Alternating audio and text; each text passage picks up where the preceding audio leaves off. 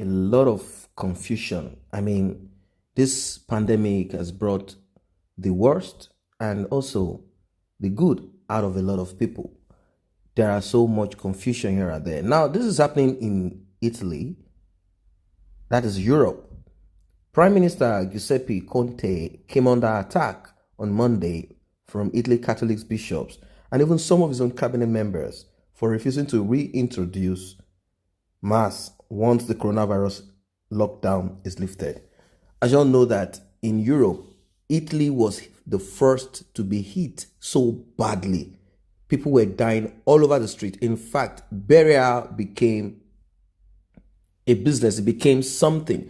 A lot of homes where they prepare bodies could not even handle anything any longer. As the bodies were just fetched from the hospital, they were all thrown to wherever, cremated or whatever it is. It's a terrible one. It's a terrible thing. I don't know how the people, Nigerians, Africans, foreigners, and even the Italians themselves, how they are managing the situation at the moment. Conte unveiled a gradual easing of the restrictions that will restore some semblance of former life starting on May 4th. The Mediterranean country official death toll of 26,664 in Europe is Europe's highest and second globally. Only the United States can match this. Imagine 26,664,000 people died in Italy, and maybe more will still die. That's a lot of numbers. I know they are in their millions, but that's a lot. That's what coronavirus did. It claimed that amount of life. Now, the number of infections has been ebbing, and scientists believe the contagion rate is low enough to gradually get back to work. And that's dangerous. I think that coronavirus is still there. It is still over there in Italy. And if anybody by chance, by mistake, or by choice gets himself connected in many of these hot zones, yes, this virus is everywhere. But there are some countries where per square meter, you will find someone with the virus or a way to contact that virus. You have to be extremely careful. Conte has allowed Italians to take strolls in the parks and go jogging starting next Monday. More stores will be reopened and restaurants will resume takeout services. Even museums will unlock their gates on May 18th in an effort to draw back tourists and help out Italy's devastated hotel and service industry. I don't know who the tourist, I don't know which tourist will want to go down there, even we are talking of May now. I don't know which tourist want to take the risk as at now. I think right now, unless people that are ready to risk their lives, I think at this moment, tourism will not really become a big business or boost up again for a long time, as a lot of people will be weary to move around.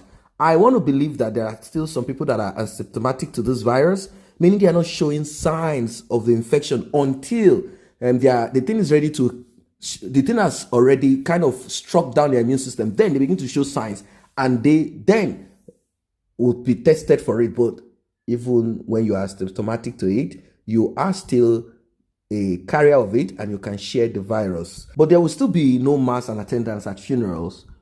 And he said there will be no mass and attendance at funerals, and funerals could be limited to 15 people. Conte and Health Minister Roberto Speranza agreed with the scientific committee conclusion that the elderly in the parish are too frail to risk.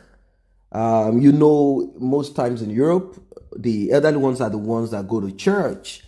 And of course, young people go to church in Italy. Since Italy is the home of the Roman Catholic faith, the religion. So there are a lot of people that are young, middle-aged that might want to go because that's just their belief. And the same Rome draws tourists that want to see see the Pope and see all of those things, you see. So I don't know. The bishops became livid. They said, we cannot accept to see the freedom of worship compromised. The Italian Episcopal Conference of the country top bishop said this in a statement: why on earth, with proper precautions, can you go to a museum but not to a mass? Now, that's a confusion. There's a lot of confusion there. If you can go to the museum, and that means they want you to come to the museum, they want to encourage tourists, they want to make money out of this. and they want to bring back they want to boost back, push up economy right there. But people are asking, why then wouldn't you allow us to go for mass? Either way, I do not see anyone that is, sensible there. Going to the mass, going to the museum, you are possibly going to infect yourself. Until this coronavirus eats your body, you will never know what you have inside of you. That's what a lot of people do not know. The Corriere, I don't know if I got that pronounced well, Corriere della Sera newspaper said the bishops had been lobbying Conte to allow Sunday mass services that would be limited to about 20 people. 20 people, meaning a lot of people will not be gathered there, just some few people giving themselves, at least the social distancing. I don't know if the chairs will be disinfected. That is it.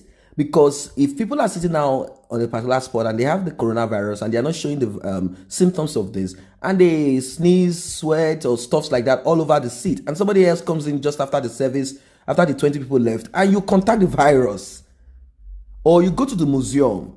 I don't know if people touch things in museum, but people being around each other, I don't know, it might be 20 around that space at a time. All of this are indicators. This shows that anyone can get infected, making use of such location, either a museum or church, attending any of those places. Anybody can end up getting infected. Now, some people might raise issues of supermarkets also. Now, what about supermarket?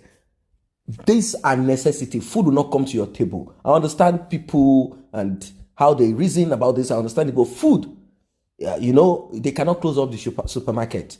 The supermarket has to be opened. People have to risk that part, because food, if you do not have anything in your stomach and you don't have food and you are just there, I believe that you can die the same, just like the coronavirus will hit the person. So food, I think the mass can be done using the internet, and people can watch that rather than people having to gather. It is not mandatory. It's not necessary that people should gather even 20. And the museum, I don't think is also necessary. That should also be shut down. They also urge up to 15 people to be permitted to attend weddings and baptism. This is what the bishops, the Roman Catholic leaders in Italy are saying.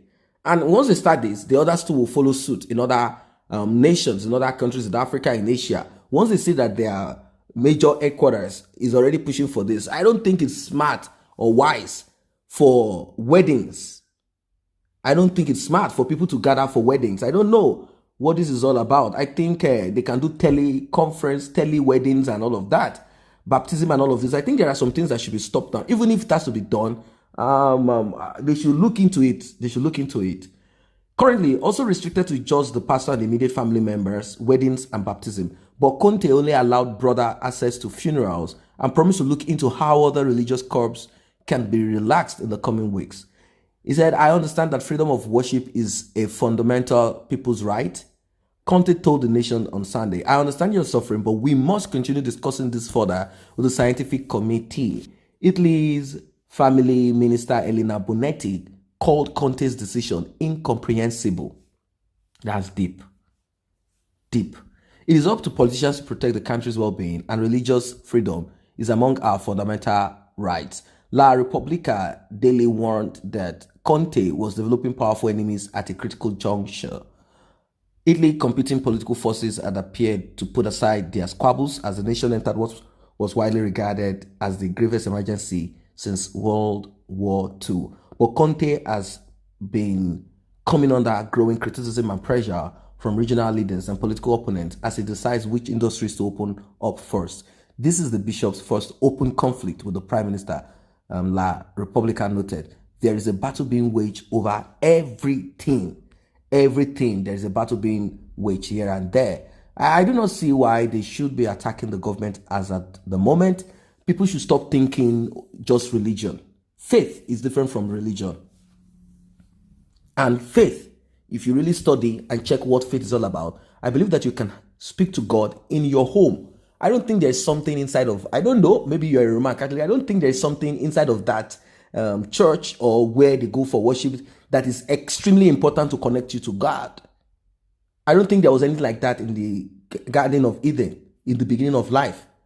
I don't think there's anything like that. I understand that they built synagogues and all of those things, but then What if there is no synagogue? We've heard cases of people standing on their rooftop and looking up to heaven and calling on Almighty God, and he answers them. But at this time, I believe that the government is not doing anything right and wrong. It is just people trying to open up, cause issues here and there. And I think also that the government should not start thinking of opening up museums. No one should come out there to start checking anything in the museum at this time that a lot of people are dying. But I understand that they need to wake up their economy, being that they are giving out palliatives, and the economy of some of these countries, they are looking at it that they might not be able to recover. So it's a very dicey situation. We don't know how long. Once they open up and the virus begins to attack again, they will have to shut down. And what I'm saying, I don't know. I'm not a doomsday sayer. I don't see this virus totally being eradicated, totally 100% from now till December. I don't see it because there are new cases rising. When they think they've opened up here and there, somebody gets hit. The only solution to this, which is so dangerous, and is a vaccine, because they are running quickly to see if they can produce a vaccine. Is the vaccine is the only solution to this, and people are still weary of vaccine. No one wants to be a guinea pig where no country wants to be a guinea pig. Nobody wants to be a guinea pig. Nobody wants any of this. Nobody wants the vaccine to be tested on them. I heard that right in the United Kingdom, some people have given themselves to be injected with a protein-based vaccine. I don't know, maybe it's a serum from the blood of people that recovered, or something that they came up with to see if people will get better. The one that they tried in China did not work. Other people are still trying some other vaccines and all of this. I don't know what is going to really happen.